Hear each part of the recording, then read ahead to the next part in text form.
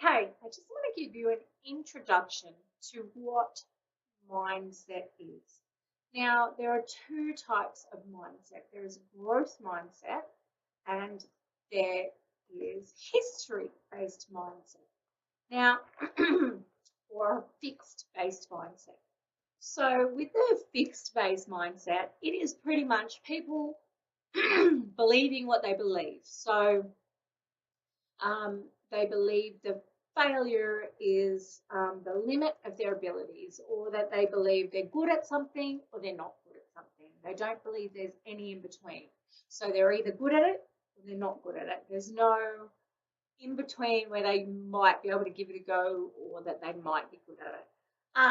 They don't like to be challenged. And sorry, they're like, I either can do it or I either can't. Same as I'm good at it or I'm not. When they're frustrated, they give up. And also, when they are given feedback, they feel that it's critical. They feel that it's a criticism against them. They don't feel like it's something to learn. They feel that it's critical, and they are very much stick to what they know. Then you have people that are in growth mindset. Now, people that are in growth mindset like to be challenged. They like to, give things a go. They like to be a bit challenged with what they already know. They see failure as an opportunity to grow, to learn, to thrive, to have a lesson. They also think that they can learn anything they want to learn. Okay, so they're going to give it a go. Whether they feel that they can do it or they can't do it, they're actually going to try and they're going to give it a go. My effort and my attitude determines my abilities. So they know that if they don't try, they're not going to get anywhere. And if they do try, that they will at least be moving forward. They find feedback as constructive. So they might say, okay, I hear what you're saying.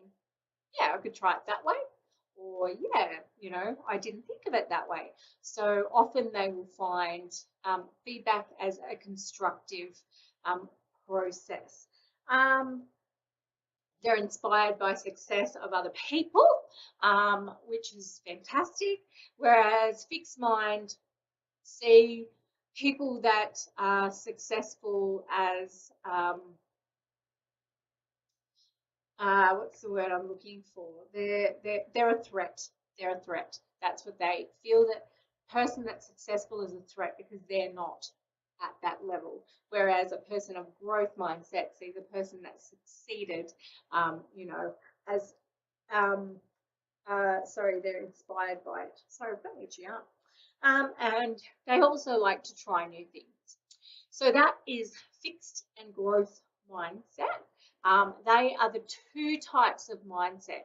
Now, obviously, growth mindset would be the place where you would want to be to start getting results, start seeing things the way you want to start making better choices, creating healthier habits, and all of that sort of stuff. And I absolutely love this quote from Henry Ford. Whether you think you can or whether you think you can't, you are right. Now that is so true. If you think you can do things, then you can. If you think you can't do it, you're totally right about that also. Now, one of the things with mindset is creating a positive mindset. Because as you saw with the fixed and the growth mindset people have more of a positive image, whereas the fixed are stuck. They are stuck in a rut. They're stuck with what they know. They're stuck with what they believe.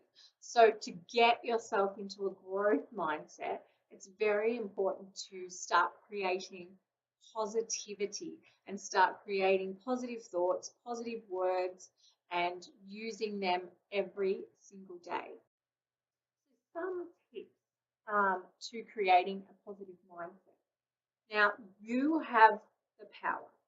A lot of us are walking around in a daze, doing what we need to do just to get through the day. So we're going to work, we're wearing what we think people want us to wear, doing the jobs people think, that we think people want us to do. We're being mothers, we're being wives, we're doing this, we're being husbands, we're being partners, and we're doing everything kind of in sleepwalking mode.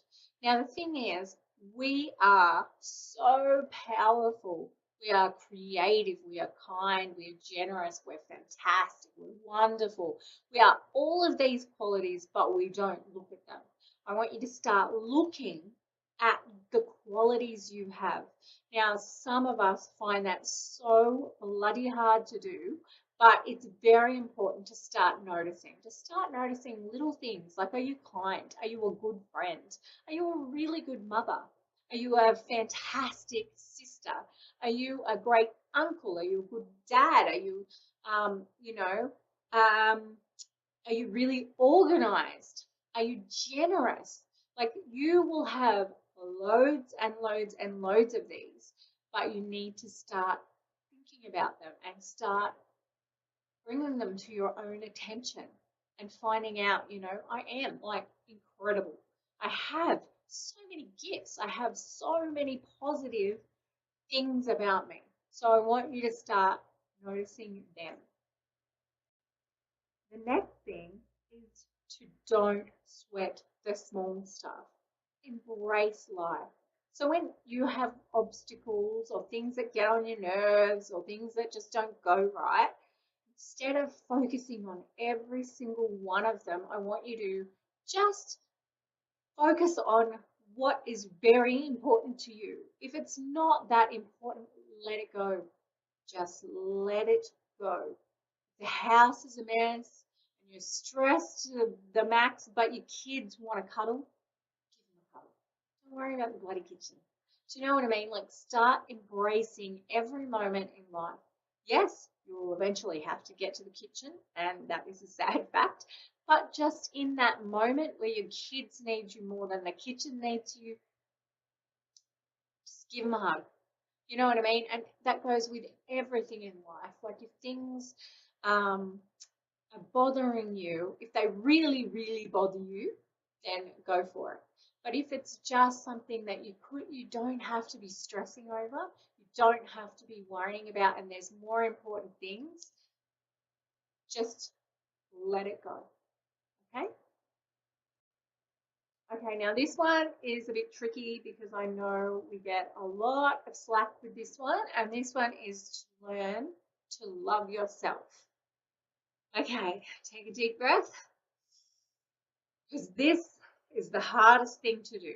We are so easily giving love to everybody else, to our friends, to our children, to our husbands, to our wives, to our neighbors, to the girl down the street, to the shopkeeper, to the servo guy.